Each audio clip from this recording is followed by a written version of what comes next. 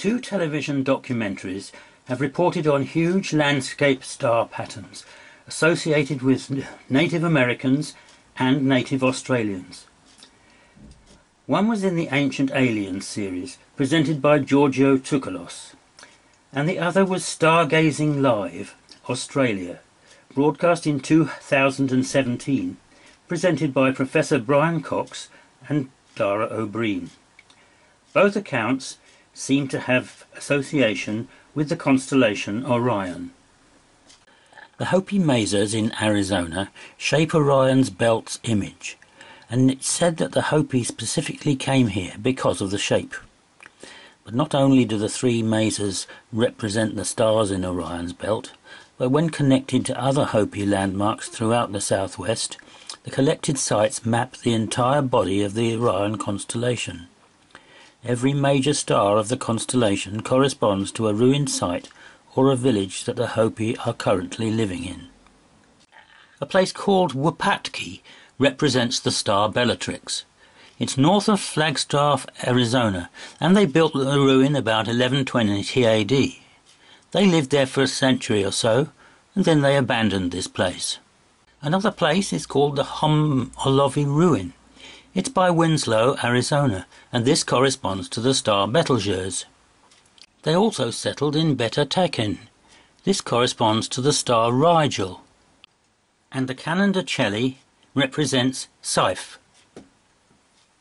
This pattern took about 3 centuries to construct.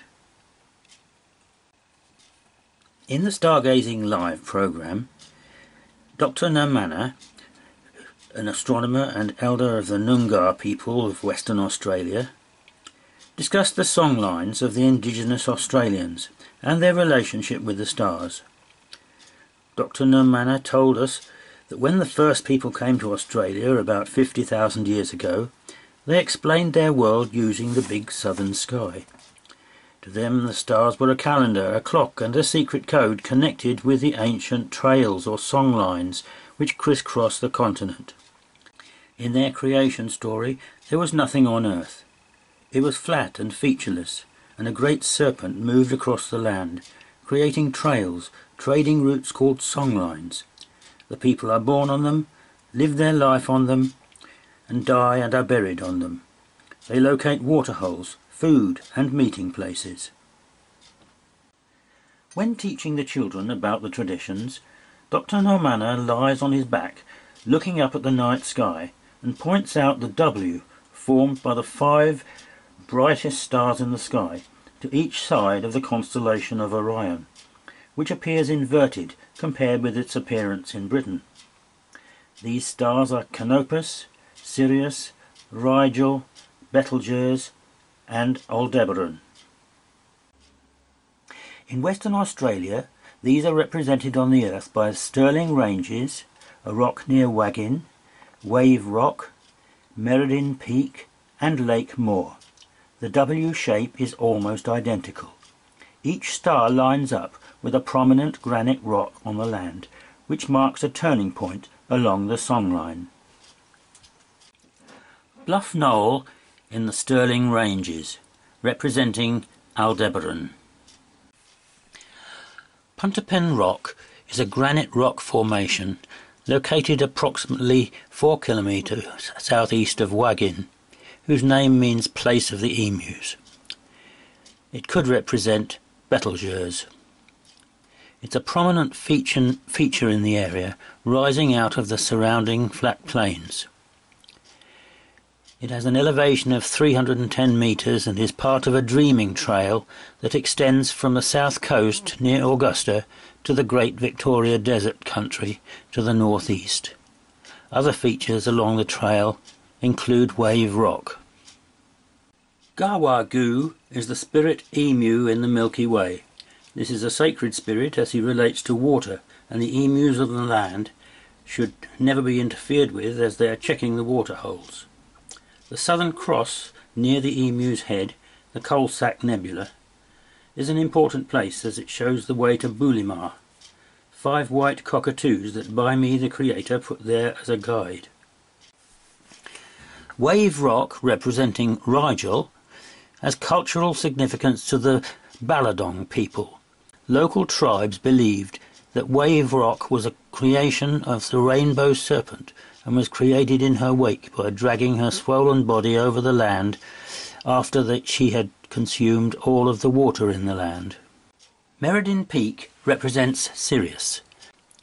The name could come from Mereding, meaning the place of the merit, merit being a kind of tree which was used for making spears, or that it was the name used to describe the huge bare granite rock.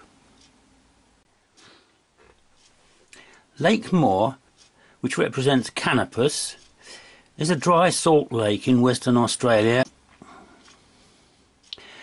The Kunturo indigenous site is located on Lake Moore. It consists of 437 upright and 91 fallen dark elongated pieces of schist arranged in a 200-foot-long serpentine spiral that tapers off across the stark white of the dried salt lake. The spiral itself encloses a cluster of quartz boulders embedded at its centre. 4 smaller alignments of upright stones extend from the shore. In the shoreline cliff directly opposite the southernmost of these small alignments is a small man-made cliff consisting of long rock slabs side by side to form the roof to a crevice in the cliff. This was an important ceremonial site visited by both locals and people from further east, who reached it by crossing the lake along a hard trail on the lake bed. It's believed that the Dreamtime water snake, here called Pimara, came across the lake here, leaving the trail behind as his track. He then turned into the large stone alignment and his spirit resides inside the freshwater spring nearby. There is another Ancient Aliens program and a number of other websites which show depictions of Orion's belt in arrangements of pyramids in Egypt, Mexico and China. The ones of the native Australians don't seem to have registered. The Stargazing Live program seems to have been largely forgotten. But it could be that the native Australians are the most significant of all. They're the oldest still existing culture on the planet. They've been here 50,000 years.